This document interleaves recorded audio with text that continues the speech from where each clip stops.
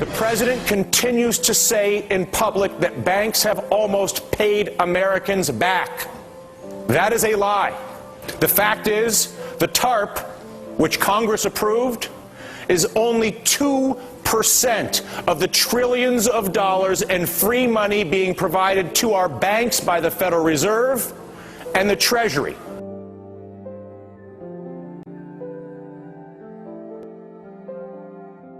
Well, Goldman Sachs are scum.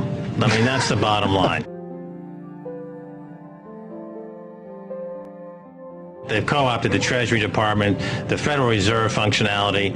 They've co-opted the Obama administration. Barack Obama, dances to Goldman Sachs' tune, and they are really crooked and abominable in what they've done. Many of us were told in private conversations that if we voted against this bill on Monday, that the sky would fall, the market would drop 2,000 or 3,000 points the first day, another couple thousand the second day, and a few members were even told that there would be martial law in America if we voted no.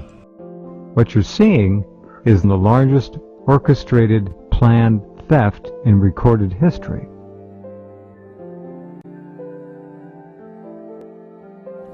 We have been compelled to create a permanent armaments industry of vast proportions.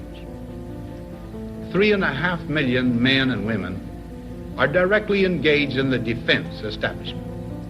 The total influence, economic, political, even spiritual, is felt in every city, every state house, every office of the federal government. Yet we must not fail to comprehend its grave implications.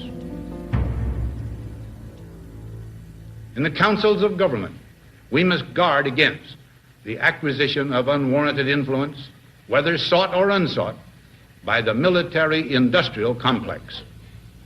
The potential for the disastrous rise of misplaced power exists and will persist. The hike in military expenditure combined with the bailouts of both this administration and the previous administration essentially eat up the entire revenue of the federal government. If I recall the figures, 2010 fiscal exercise, we're talking about total revenues which would be of the order of $2.3 trillion, but defense expenditure is eating up almost $1 trillion, and the bailouts officially are eating up $1.5 trillion. Those two categories of spending eat up the entire revenues of the federal government. Collusion is our business. Yes, collusion with the military. You know, people sometimes think of the defense budget as you got to arm the troops, defend the nation. But for most people that are involved in it, you realize this is business. Competition for contracts between very large corporations.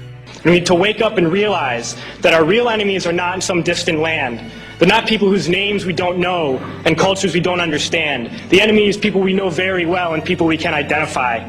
The enemy is a system that wages war when it's profitable. The enemy is the CEOs who lay us off from our jobs when it's profitable. It's the insurance companies who deny us health care when it's profitable. It's the banks who take away our homes when it's profitable. So then, in effect, what's happening is a crowding out of every other single category of expenditure. Health, education. We can see it happening. In New York City, reports this week of Mayor Bloomberg closing down 13 schools, right?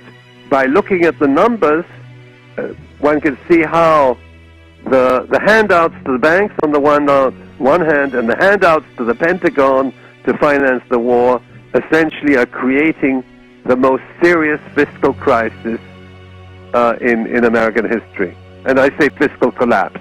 Let me go to Mark Faber in Budapest. Mark, I heard you say that you now believe it is 100% guaranteed that we are going to have hyperinflation like Zimbabwe.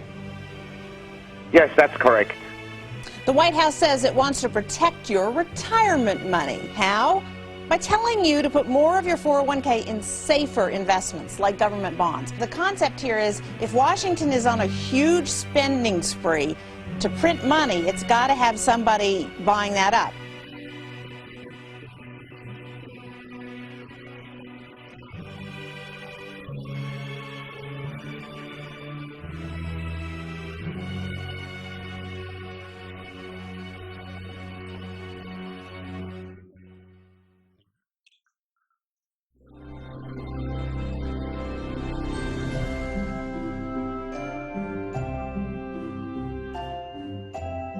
If you look at every single problem we're facing today, it's because of the lack of respect for the rule of law and the Constitution. We have allowed our nation to be overtaxed and overregulated and overrun by bureaucrats. The founders would be ashamed of us for what we're putting up with. Our forefathers have earned and bought liberty for us at the expense of their ease, their estates, their pleasures, and their blood. Liberty is not built on the doctrine that a few nobles have a right to inherit the earth. No!